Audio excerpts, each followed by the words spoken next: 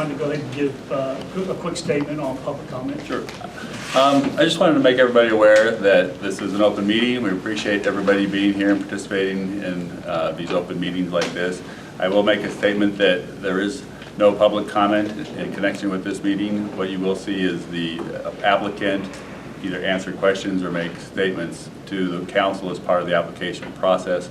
But I just wanted to make sure everybody was aware that there's not an open mic, so to speak. All right. Thank you, John. You got about 2 minutes. 2 minutes before. Now 1 minute.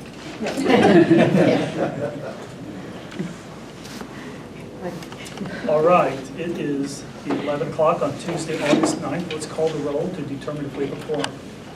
Chairman Buffer? Yes. Treasurer McDaniel? Here. Mr. Whitworth? Here. Ms. O'Connor? Here. All right, so we do have a quorum, so we are in compliance with the Open Meetings Act. Mr. Dutt, is that correct? That is correct. All right, thank you. So moving on to item number 5, discussion of possible action regarding approval of the Oklahoma Tunpike Authority to issue up to $500 million of second senior revenue bonds, Series 2020A. Alex, you're on the clock. Thank you, Mr. Chairman. As you mentioned, the Oklahoma Tunpike Authority is seeking approval to issue up to $500 million of second senior revenue bonds.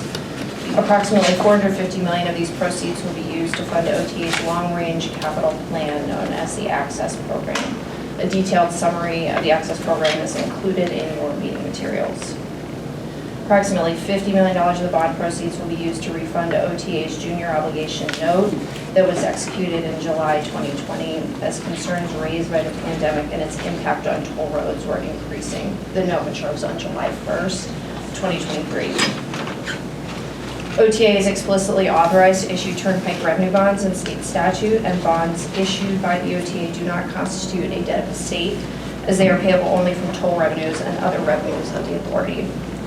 As you may remember, on May 4th, the council approved OTA's request to secure a revolving line of credit with Wells Fargo for $200 million. The authority intended to use those funds to provide interim financing for the Access Program and with a portion of the proceeds from future bond issues to repay draws made. The council's authorization in May was predicated on 5 conditions of approval, including resolution of a lawsuit filed prior to the council meeting. OTA secured the line of credit. However, on May 18th, Hirschfield v. Oklahoma Tunpike Authority was filed, and allegations raised effectively precluded the OTA from drawing on the $200 million. As a result, the authority terminated the agreement on June 15th. As part of the Access Program, OTA planned to permanently finance project costs through the issuance of multiple series of revenue bonds. Given the inability to utilize the line of credit for interim financing, OTA has expressed a desire to begin the validation process at the Oklahoma Supreme Court as the next step in the bond issuance process. While validation of OTA bonds is not required pursuant to state statute, the authority has stated their intent to validate the bonds, and therefore a condition of approval has been included in the memo for your consideration should you move to approve the agenda item. I will note that at OTA's June 9th meeting, the board took action to approve a resolution directing an application to the Oklahoma Supreme Court for validation of the bonds. They also approved a resolution authorizing the issuance of bonds in an amount not to exceed $1 billion and approved the refunding subject to market conditions.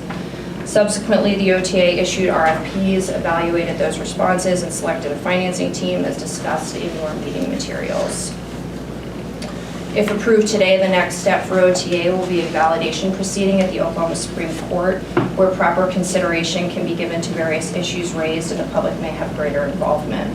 Should the council move to approve this agenda item, I would note there are 6 conditions of approval for consideration as outlined in your memo. These include 4 conditions typically recommended with bond issue applications, as well as resolution or dismissal of the following litigation in favor of the Oklahoma Tunpike Authority.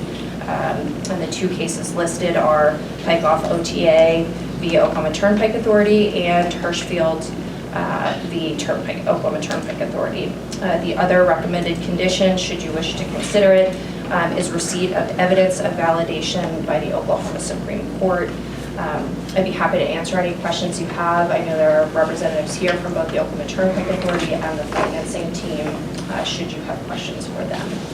Great job as always, Alex. You're very thorough and you did a great job. Any questions from the council?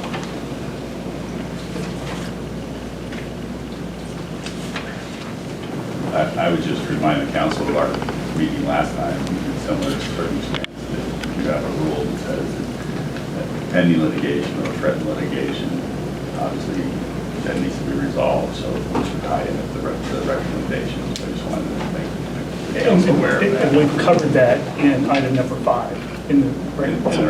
As long as we make our motion Right, yeah. contingent on Those the would have to be recommended resolved. conditions. Yeah.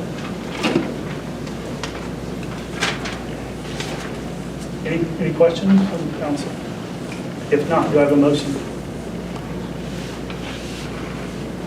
I move subject to the recommended conditions. Okay.